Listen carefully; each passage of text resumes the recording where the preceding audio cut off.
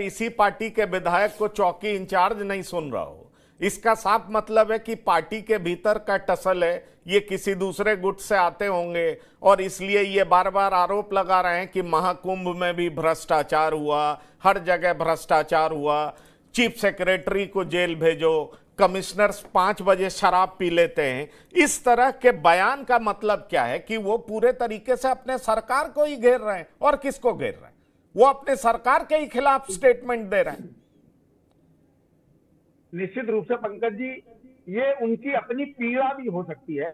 बिल्कुल सरकार के खिलाफ बयान है, इसमें कोई दोहराए नहीं। एक बड़ी चीज इसमें पंकज जी ये भी है कि जो कलश यात्रा निकल रही थी उसमें जो मेरी जानकारी है उसके हिसाब से करीब 5-6 हजार महिलाएं थी।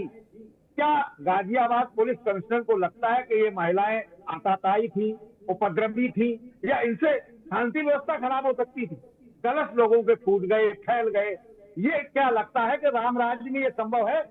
कुछ चीजों पे पुलिस कमिश्नर को अपने को सरेंडर करना चाहिए था। आस्था से जुड़ा हुआ आयोजन था।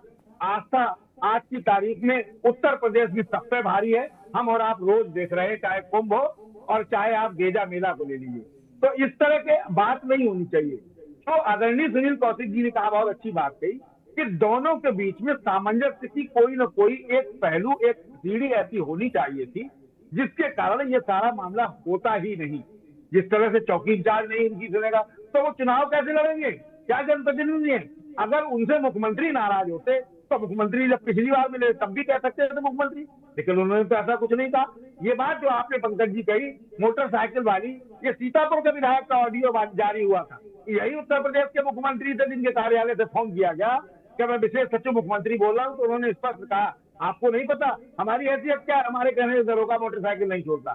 तो इस तरह से प्रदेश की कानून व्यवस्था नहीं चलती है। जनप्रतिनिधियों का सम्मान होना चाहिए। ये बात सदन में इस बार भी और पिछली बार भी 3 बार विपक्ष और सत्ता पक्ष के लोगों ने भी उठाई है।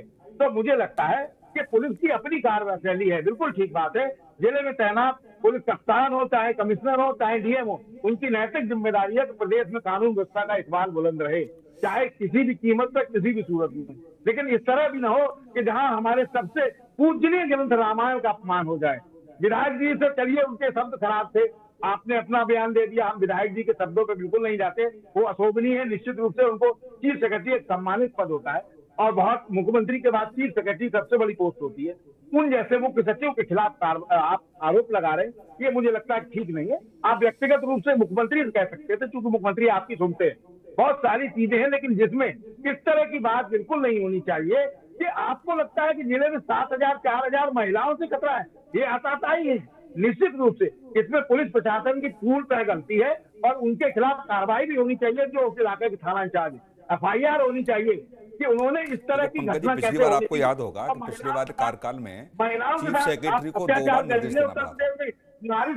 विधायक और सांसद का प्रोटोकॉल क्या है? यदि वो थाने पर या किसी अधिकारी से मिलने जाते हैं तो